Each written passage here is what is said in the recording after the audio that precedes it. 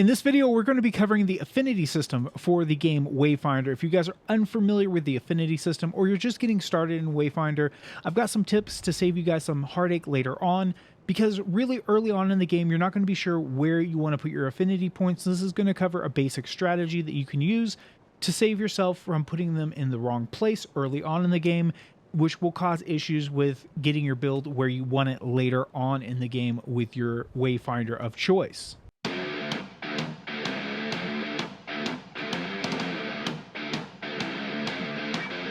So let's jump down into the game and check out the affinity system and this basic strategy that you guys can use to save yourself some pain, since we currently cannot respec the affinity points in Wayfinder. So from your character screen, you're going to click the fourth tab over, which is the Affinity Tree.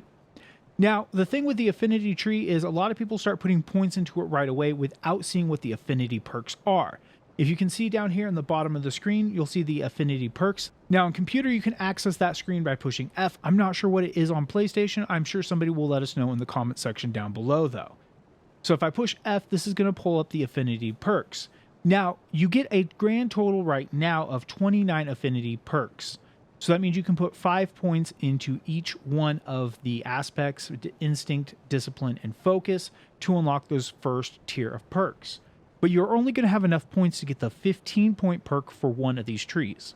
Now you'll see a lot of players are going to put all their points into one of these right away, instead of dividing them up, thinking that they want to commit really heavy into a certain stat pool, or they want to go for a certain perk before they've really explored the later game content in Wayfinder and end up rewriting that decision later on. The good news though is that you're going to probably want to pick up all 3 of the first perks currently with the way the game is structured. So you're going to want to put 5 points into each one of the trees: instinct, discipline, and focus. That's going to give you 15 levels to decide which direction you want to go with your Wayfinder before committing to one tree more than another tree. Once you have those 5 points in, you're going to be spending another 10 points to unlock the 15-point talent for one of those trees. That's 20 points total, which gives you 9 extra points to spend purely on stat dedication into one of the other 2 trees, or divided between those 2 trees. So my recommendation would be to read over the first unlock skills in each tree, decide which one you want to get first, go 5 points into one tree, then 5 points into the next tree, and 5 points into the final tree. And then at that point, try to decide which one you're going to want to go with for stats, or which one you're going to want to go with for the 15-point ability, and then you'll be able to commit those points however you want into those trees. But that will give you some time to make that decision. I know a lot of people starting off on Venomous might want to go ability power and then decide later on that weapon power might be a little bit more beneficial to them and change their entire decision on what they would want to put those affinity points into. So this is a good way to get some time behind the Wayfinder before making a commitment to a certain one of those affinity perk trees. Now you'll notice you also have an affinity system on your weapon. My advice for the affinity system on the weapon is going to actually be completely different than my advice for the Wayfinder affinity. Because of the weapon affinity, you can actually get all 30 points and unlock 10 in each one of the respective trees. The best way to go about this is going to be different than the way you go about it with your Wayfinder. With your Wayfinder, you want to get those abilities unlocked as quickly as possible, whereas the weapon is purely stats, and since you can max it out, there's no reason to go all in on one and then another one and another one. The best way to do this is to evenly divide your stats, as I'm doing on my weapon, the Nightshade, and go 1, 1, 1, then 2, 2, 2, and so on and so forth. The reason for this is because the Gloomstones that drop are going to progressively get higher tiers throughout the content you're playing. Closer to the end of the first zone, you're going to start getting blue Gloomstones, and in the second zone, you will be getting a lot of blue Gloomstones and not so many of the gray ones. So what you want to do is go across and level these up evenly so that you're burning those gray Gloomstones as you're starting your character, and hopefully getting those up to the blue Gloomstones when those start becoming more prevalent in your loot pool. There's also red ones, which you will use for your characters, and I think you might use those for the final tier of the weapon affinities. The reason for doing that with the weapon is so you don't have to spend as many resources from converting the blues down to the shards, then back to the grays, because one blue getting converted down is going to equal one gray, which, considering the blues are more shards to create than the grays are to create, but converting them down, you only get 1-to-1, it's not exactly the best conversion rate. So we're trying to reduce the loss of resources from doing all those conversions back and forth to try to get the gloomstones you actually need to level up those weapon affinities. Some other things to keep in mind with weapons is that you can jump between different weapons with each Wayfinder, and the weapon level will stay even if you change Wayfinder. So you can use the same weapon on another Wayfinder, but I do not recommend taking a weapon from one character and using it on a new character that you're leveling up.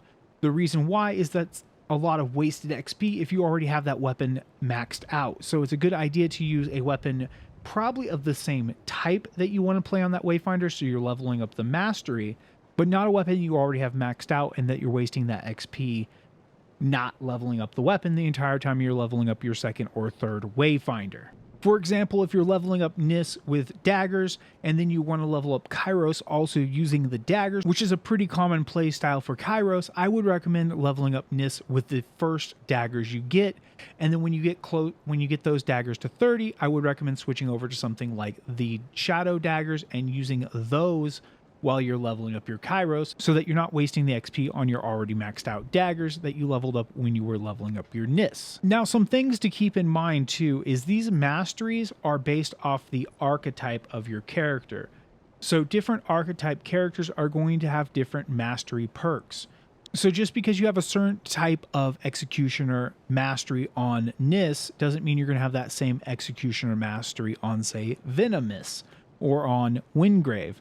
Every character's archetype is going to dictate the type of mastery they have, and these masteries level up per Wayfinder. So if you max out the rifle mastery or the marksman ranged mastery on Venomous and then switch over to Nis or, say, Silo, you're going to have to level up that mastery all over again on the other Wayfinder, and those perks are going to be different depending on the archetype of that Wayfinder, which means it's a really good idea to look at those masteries before you commit to a certain weapon with a Wayfinder, thinking it's just going to have the same mastery perks as it did on the other character you've already leveled up. Especially if you're switching archetypes, that is definitely going to be different in that scenario. Now, unlike the affinity system, the ability points can be moved around however you choose. Now, this is not going to reset the abilities you've unlocked, so early on in the game, make sure you're picking abilities that are going to benefit you the most. But if you look at the bottom left-hand side of the screen here, you can see the respec ability points. And what this is going to do is allow you to move around your 7 upgrade points. For those of you that don't know, you get 7 upgrade points total, and that is it currently. So you cannot max out all 4 abilities, but you can max out 2 and put 1 extra point into another ability, or you can divide those up however you see fit. So with this particular build, I like the 3 points in transfusion, but say I decide to switch up the build and go more ability power, I can move those 3 points over to deep breath just by holding down X on PC, and then it's going to give me the ability to respec, and then I can spend those points